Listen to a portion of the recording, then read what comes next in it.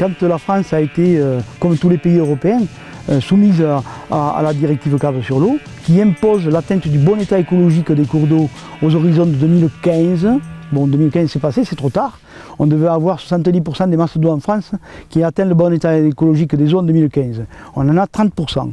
Et dans notre département, qui est un département de tête de bassin versant, sur lequel normalement on devrait avoir des zones qui sont mieux préservées qu'ailleurs, parce que on reçoit nous de l'eau de pluie sous forme de neige ou de pluie, mais on a très peu d'activité humaine sur ces secteurs-là. Et imaginez un peu si on commence à dégrader la qualité de l'eau sur ces secteurs qui sont des têtes de bassin versant, qu'est-ce que ça devient quand on rentre dans les grandes plaines agricoles du Toulousain et de la Genée et puis après du Bordelais. Donc je crois qu'il y a des solidarités de bassin versant à avoir, et ces solidarités elles commencent par effectivement le respect de tout ce qui va permettre d'atteindre le bon état écologique des eaux. Pour ça, il y a eu la LEMA, la fameuse loi sur l'eau et les milieux aquatiques, qui permettait justement de mettre un certain nombre d'outils à disposition du législateur et des pouvoirs publics, de la puissance publique, pour faire respecter les cours d'eau. Et dans cette panoplie, dans tous ces outils, eh bien forcément il y a ce que je vous disais, hein, le respect des bandes enherbées, le respect des distances de sécurité, le respect du non-épandage par exemple des lisiers et des fumiers à moins de 35 mètres des cours d'eau, ainsi de suite. Donc à un moment donné, eh bien, les grands céréaliers principalement, puisque c'était eux qui étaient le plus intéressés, hein, eh bien, ils ont interpellé les pouvoirs publics, notamment le ministre Valls, le Premier ministre Valls, en lui disant ben voilà, faites quelque chose pour nous, parce que maintenant, plus ça va, plus vous mettez des contraintes, nous on veut moins de contraintes pour pouvoir avoir plus de liberté d'exploiter et de travailler les terres comme on le veut. Il y a eu une mission qui a été faite qui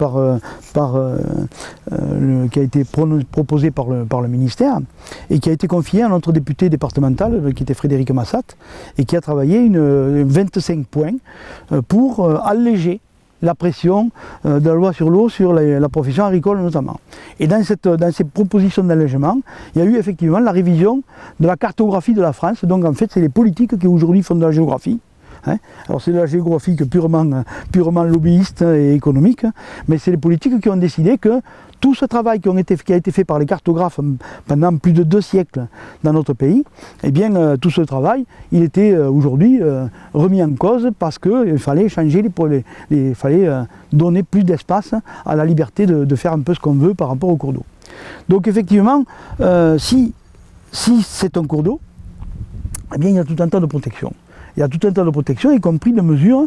Par exemple, vous ne pouvez pas barrer le cours d'eau pour faire un pompage et balancer la flotte comme vous voulez, parce que il y a le principe libre circulation des eaux et donc de continuité écologique. Bien, si c'est plus un cours d'eau, eh bien on a pu respecter ces conditions-là. Alors bien sûr, ce n'est pas les grands drains qui sont en jeu. Les grands drains, les grandes rivières, on sait que c'est un cours d'eau, donc ça, la question ne se pose pas, ça ne peut pas être remis en question. Par contre, tout ce qui va permettre d'alimenter ces grands drains, ou bien alors d'amener des matériaux ou alors d'être des zones de refuge par rapport à ces grands drains qui sont énormément perturbés, eh bien tout ça, c'est constitutif de ce qu'on appelle le réseau chevelu. Et le réseau chevelu, eh bien, il est tellement dense en France, effectivement, que son niveau de protection, on essaye de le réduire au minimum. Et par contre, sa densification fait qu'effectivement, on a un milieu écologique excessivement riche et excessivement fragile, parce que quand vous voyez ce que ça peut être, là vous avez un cours d'eau qui est quand même permanent, hein. Vous avez eu des débits permanents, on est en pleine période de longue sécheresse dans notre département quand même, il faut le voir, hein. Et on a quand même un cours d'eau où il y a de l'eau, il y a du permanent, alors si on avait le temps, on irait soulever quelques cailloux, vous verrez qu'il y a de la vie, y compris de la vie piscicole, puisque là il y a même des gardons, des vairons qui ont été recensés.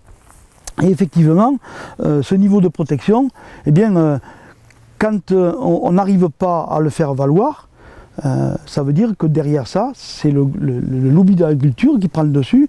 Et alors nous, ici, on était intéressés à double titre sur ce type de cours d'eau. Tout simplement parce que les enjeux économiques sont forts. Écologiques sont forts parce qu'effectivement, tout ça, quelque part, ça finit à la rivière. Hein. Donc si vous y mettez des cochonneries dedans, eh bien ça finira dans les cours d'eau. Et l'objectif de l'atteinte du bon état écologique des eaux, on le remet au calendrier grec encore un coup. Voilà, donc quels étaient les enjeux ici? Alors, ici on le voit bien, hein, c'est la grande monoculture. qui est principalement du maïs, intensif du maïs. Et puis en même temps, là, un peu plus loin, là, il y a un élevage qui est un des plus gros élevages d'engraissement industriel du département, puisqu'on a 700 bovins à l'engraissement. Ce sont l'ancienne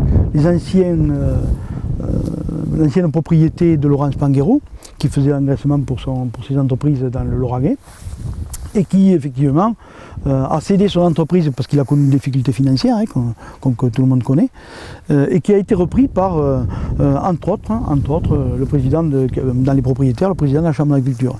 Donc il était bien placé pour dire, si on m'enlève ce cours d'eau qui me ceinture finalement mon élevage, et qui subit des pollutions régulières par les lisiers, par les matériaux qui sont stockés, parce que pour alimenter toutes ces bêtes, eh bien, on se sert beaucoup d'ensilage, et que les lixiviats d'ensilage sont excessivement acides, à tel point qu'on a régulièrement eu des mortalités totales sur plusieurs kilomètres de toute la vie qui était présente dans ce cours d'eau. Donc forcément la tentation était forte de dire, celui-là, c'est pas un cours d'eau, regardez d'ailleurs, c'est un fossé. Voilà. Sauf que si vous reprenez les cartes, aussi bien les cartes d'état-major qui datent de 1820 et 1870 que les cartes au 25 millième aujourd'hui de l'IGN, eh bien ça a toujours été considéré et porté comme un cours d'eau. Et puis il n'y a même pas à discuter parce qu'il y a eu y compris des jugements des tribunaux, du tribunal d'ailleurs de Foix, qui a par jurisprudence dit que c'était un cours d'eau puisqu'il y avait déjà eu des pollutions qu'on avait fait sanctionner sur Laurent Spanghero. Donc on a pu effectivement sauver une partie du linéaire du cours d'eau dans le département avec énormément de travail militant, énormément de travail associatif, pour à la fois faire de la cartographie, pour regarder s'ils sont présents sur les cartes d'état-major, s'ils sont présents sur les cartes 25 millième, mais en même temps faire un travail de recensement de terrain qui a donné lieu à la création de constitution de fiches.